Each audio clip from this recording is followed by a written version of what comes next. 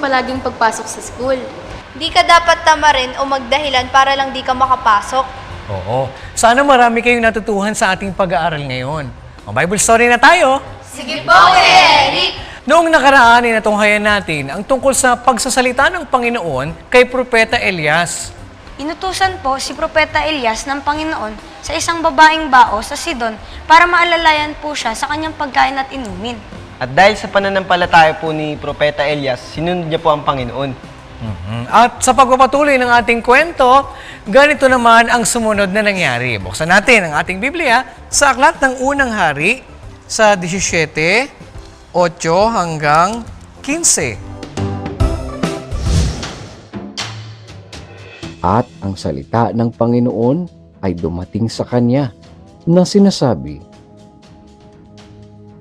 "Ikaw ay bumangon, pumaroon ka sa Sarepta na nauukol sa Sidon, at tumahan ka roon. Narito, aking inutusan ang isang baong babae roon na pakanin ka." Sa gayoy bumangon siya at pumaroon sa Sarepta. At nang siya'y dumating sa pintuan ng bayan, narito, isang baong babae ay nandoon na namumulot ng mga patpat. At tinawag niya siya at sinabi,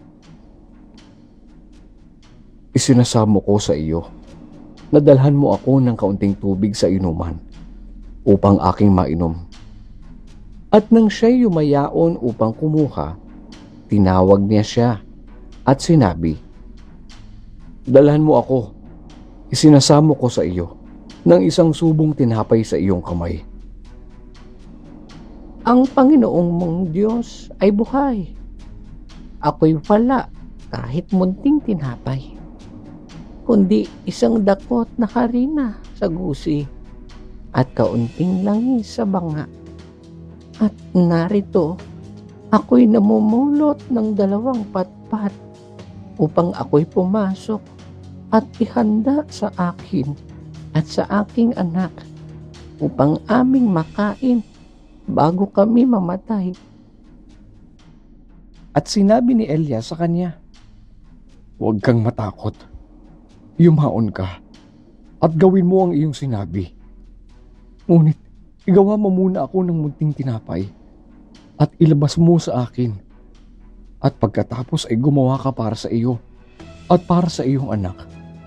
Sapagkat ganito ang sabi ng Panginoon, ng Diyos ng Israel, ang gusi ng harina ay hindi makukulangan o ang banga ng langis man ay mababawasan hanggang sa araw na magpaulan ng Panginoon sa ibabaw ng lupa."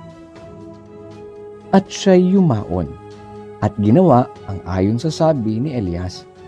At kumain ang babae at siya at ang kanyang sangbahayan na maraming araw. Ang galing! Sumobra pa ang harina sa gusi at ang langis sa banga ng babaeng bao. Naniniwala kasi sila sa magagawa ng Diyos. Kaya naman, hindi siya pinabayaan ng Panginoon. Ano pong sumunod na nangyari sa babaeng baot kay Propeta Elias? Yan naman ang matutunghayan natin bukas kung laloobin ng Panginoon. Kaya't huwag kayong a-absent sa panonood ng Bible story. O mga bata, huwag tayong tamarin sa pagpasok sa school ha! Mahalaga na pumasok tayo palagi para wala tayong mamiss sa ating mga aralin.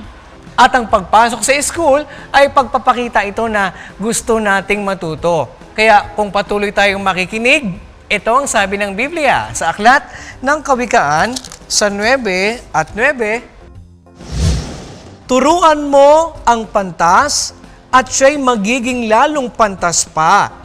Iyong turuan ang matuwid at siya'y lalago sa pagkatuto." Lagi ba kayo nakikinig sa teacher nyo habang nagkaklase?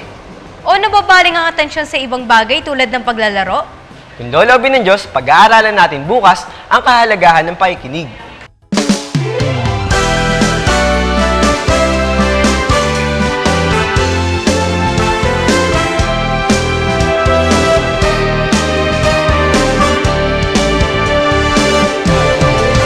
Nasasabi, mag-aral muli, mula pagpasok hanggang pag-uwi. Nasa isipan kong palagi ang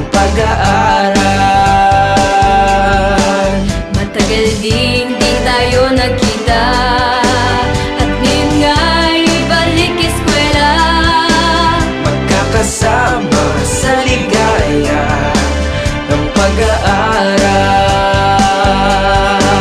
Ang karunungan ay ating kailangan, ang edukasyon lunas sa kamangmangan. Ngunit higit sa lahat ay ang aral ng Diyos na gabay sa kabutihan.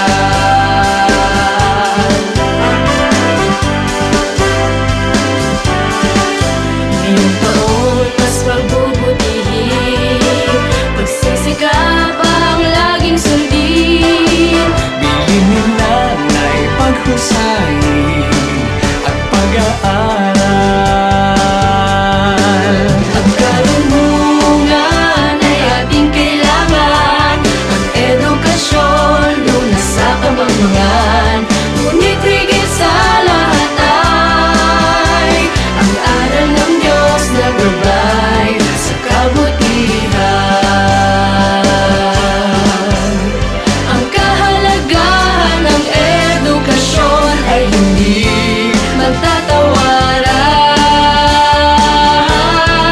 Ang karunungan ay ating kailangan, ang edukasyon lunas sa kamangmangan. Ngunit higit sa lahat ay ang aral ng Diyos na gabay sa kabutihan. Ang karunungan ay ating kailangan, ang edukasyon lunas sa kamangmangan.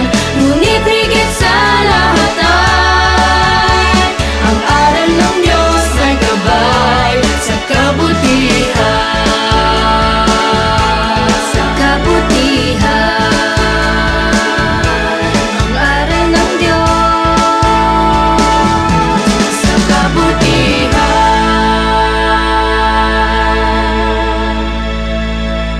Hanggang dito mga bata, bukas, God willing, ay muli tayong magkita-kita. Dito lang sa nag-iisang Bible School on Air, ang KNC Show!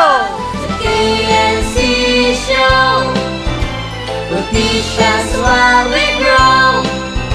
Sa tulong ng ating Diyos Ama, isipan ay magliliwanag. KNC Show, Noticias while we grow. Sa tulong ng ating Diyos Ama, isipan ay magliliwanag na.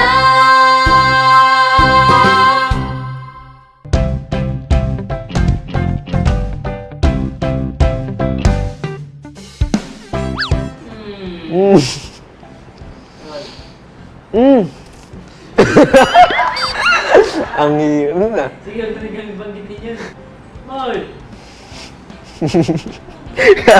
Para ko rol eh. Lolobin ng Diyos, pag-aaralan natin bukas ang kahalagahan ng pakikinig sa ating mga arilin sa school. Aralin! Anong aralin? Aralin.